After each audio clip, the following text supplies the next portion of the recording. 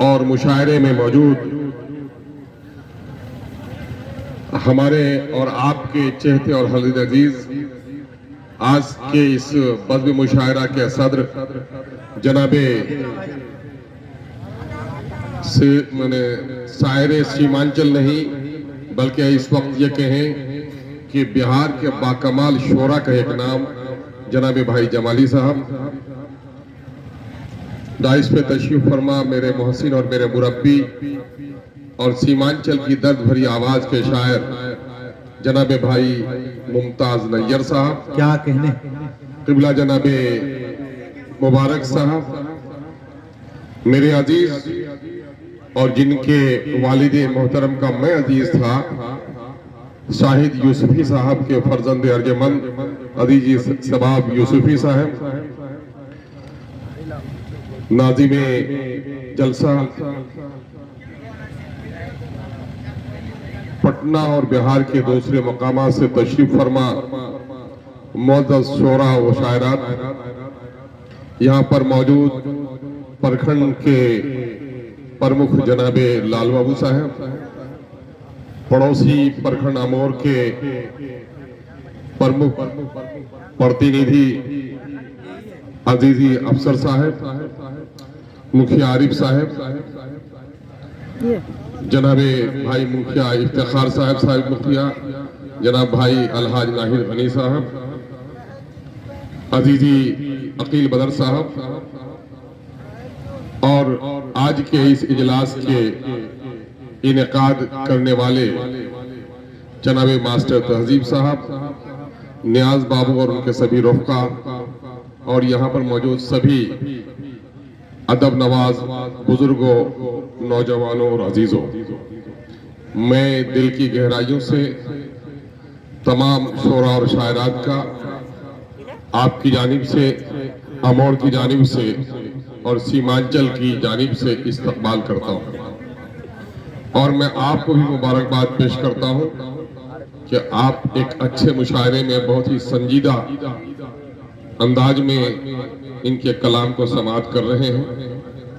بھائیوں میں دو تین باتیں کہنا چاہوں گا اس وقت ہم اور آپ مشاعرے میں آئے ہیں مشاعرے میں لوگ دل دماغ آنکھ کان سب لے کر جاتا ہے لیکن کچھ لوگ صرف کان اس لیے لگاتے کہ آواز سریلی ہو اور مشاعرے میں اس لیے آتے ہیں کہ صرف شاعری سننے کی نہیں دیکھنے کی بھی چیز ہو تو آپ کے ہر شوق کا یہاں انتظام ہے لیکن آپ کو یہ سمجھنا ہے کہ مشاعری کی روایت کیا رہی ہے دیکھو جب بچہ پیدا ہوتا ہے تو روتا ہے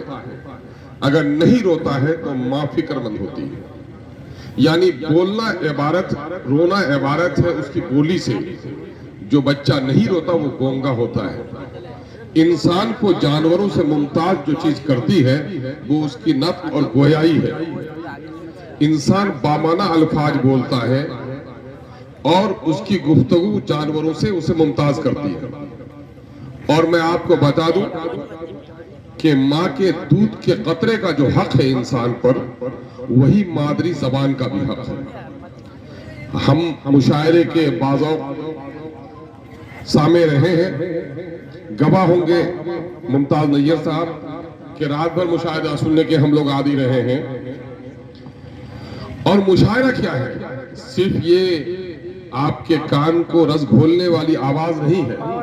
بلکہ آپ کے سوئے ہوئے ضمیر کو جگانے والی چیز بھی ہے اور اردو کی شاعری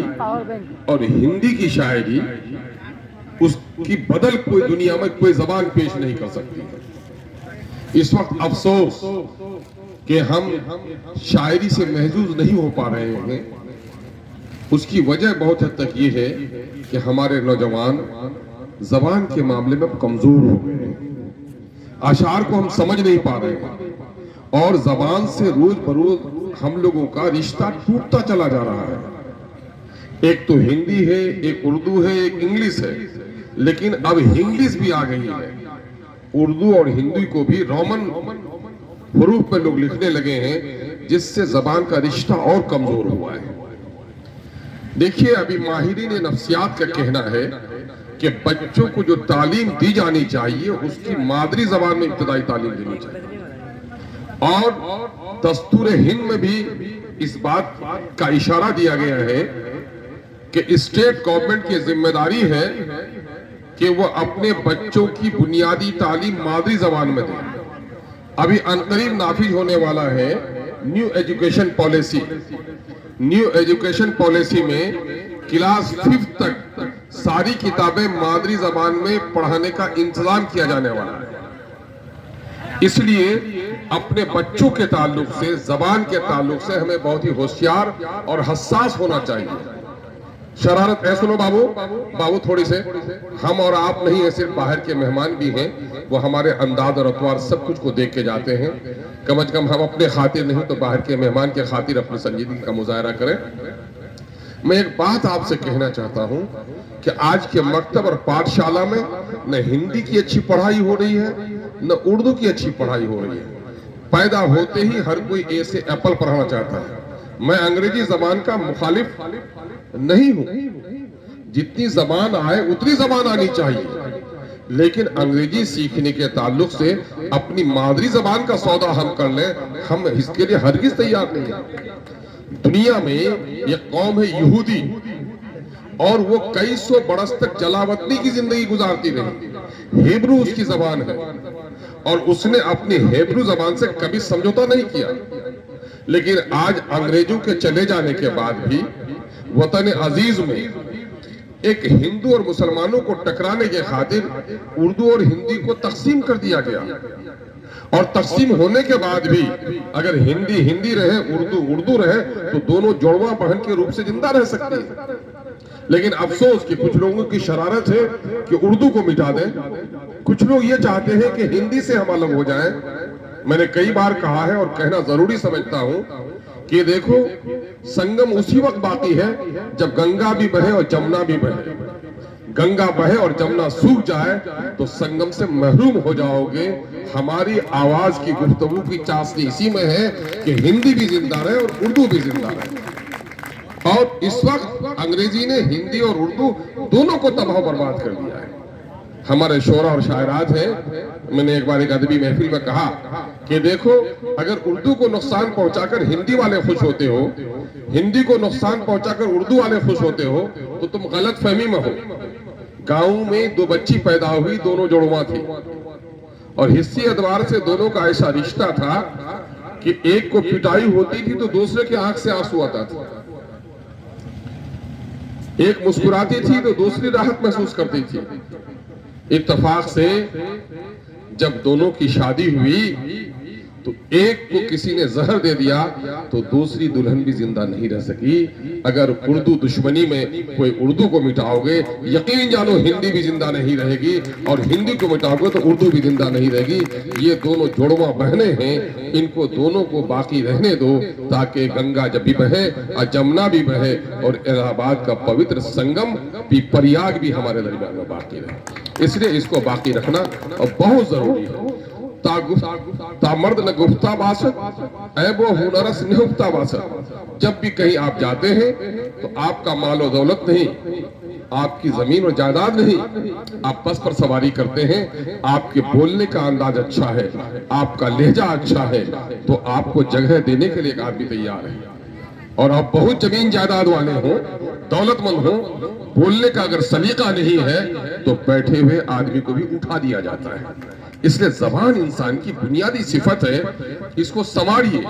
زبان کو سنوارنے کے تعلق سے کہا یہ جاتا ہے کہ کسی بھی مضمون کو، کسی بھی خیال کو پیش کرنے کے لیے آدمی اپنے اندر کی بات کو پیش کرنے کے لیے اس کی جو معاون ہوتی ہے وہ مادری زبان ہوتی ہے۔ مادری زبان میں چونکہ الفاظ کا خزانہ بہت زیادہ ہوتا ہے،